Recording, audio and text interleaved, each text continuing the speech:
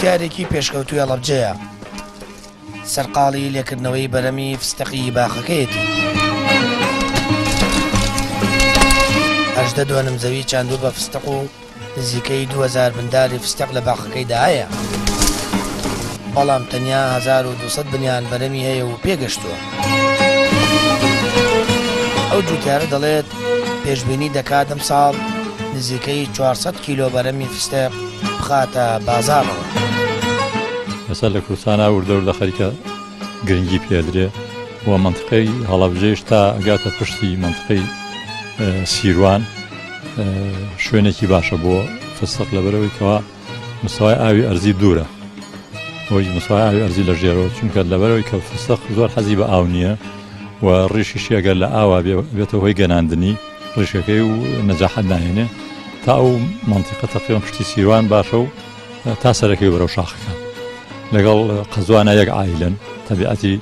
ئەویان یەکەوە زۆر حەز بە ئاو ناکەن بەڵام ئەگەر ئاوێکی مناسبی هەبێ بەکەم هاندەرە بۆ ئەوی کەوا دنگەکانی زیاتر پڕکات و پڕتر بێت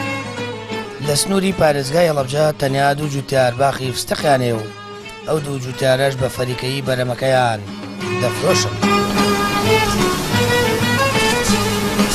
بەڵام کشتتوکاڵی هەڵەبجە دەڵێت چەند ساڵێکە دەیانەوێت جوتیارێکی زۆر ڕوو لە چاندن و بەرەمێنانی فستەق بکەن هەر بۆیە لە نەمامگەی سیروان ساڵانە 5 بۆ 6,000 نەمامی فستەق بەرەم دێنن بە پارەیەکی ڕەمزی بە جوتیارانی دەفرۆشنەوە بەرەمی فستەق لێمە تا ئێستا چاوەڕێیەکە نزیکە 100 دوانم ڕووبەری فستەقمان هەبووێت چکەنم ساڵانەی دوایە بەڕاستی خەڵکێکی باش هەوڵی چاندنی فستقیاوە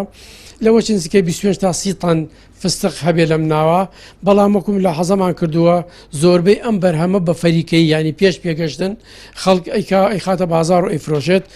لەم نەمامگەی سیروان ساڵانە تقریبان 5 تا 6,000 نەمامی فستق بەرهەمەێنین لە کیسە ئەیفرۆشین بە جوتیار بە سەرێکی ڕەمزی سەرێکی نزیکەی 1000 دینارە بۆ کیسێک چاندنی بەرەمی فستەق لە زەوی و خاکی هەڵەبجە سەرکەوتووە نیشانەی بەپیتی و گونجاندنی کە شۆوای ناوچەکەیە کە جگە لەو بەربوومە کشتتوکاڵیانەی لەلایەن جوتیارانەوە بەرەم دێنرێت دەشتوانرێت گرنگی و پەرە بدرێت بە فراوانکردنی باخی فستەق و پرتەقاڵ و زەیتون کە ماوەی چەند ساڵێکە ژمارەیەک جوتیاری هەڵەبجە بایەخ بە چاندن و فراوانکردنی ئەو بەرەمانە دەدەن